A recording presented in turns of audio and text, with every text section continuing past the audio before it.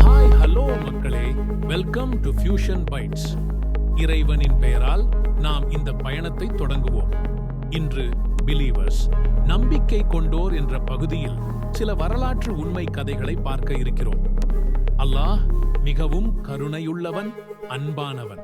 இன்றைக்கு நாம் இஸ்லாமிய வரலாற்றில் ஒரு மிக முக்கியமான வரலாற்றை காண்போம். அது நபி இப்ராஹீம் அவர்களின் வரலாறு.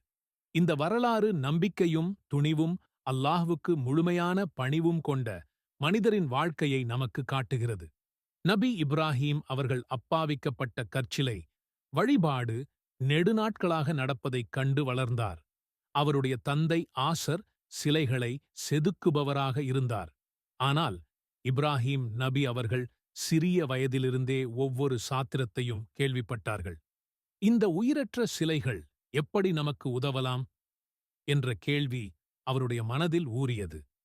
அவருடைய மக்களிடம் இப்ராஹீம் நபி கேள்விகள் கேட்கத் தொடங்கினார்கள்.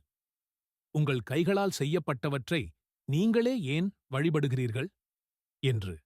ஆனால் மக்கள் அவரை திரும்ப மாறாமல் தங்கள் முன்னோர்கள் வழிபாட்டில் இறுக்கமாக இருந்தனர்.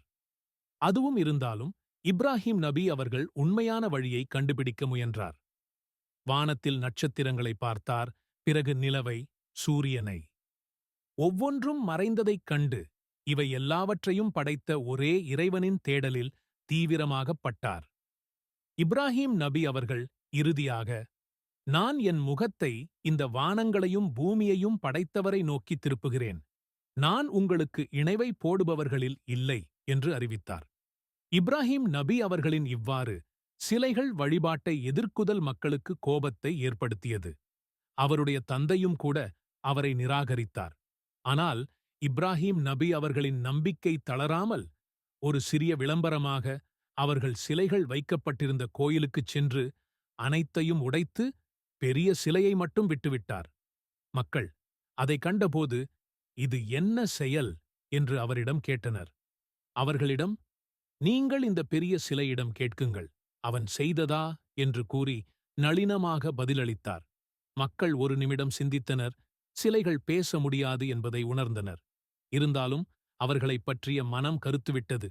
இப்ராஹீம் நபி அவர்களை பெரிய நெருப்பில் எரிக்க முடிவு செய்தனர். ஆனால் அல்லாஹ் தனது சக்தியில் நெருப்புக்கு குளிராகவும் நிம்மதியாகவும் இரு என்று ஆணையிட்டார். நெருப்பு இப்ராஹீம் நபி அவர்களை துளியும் தீண்டவில்லை.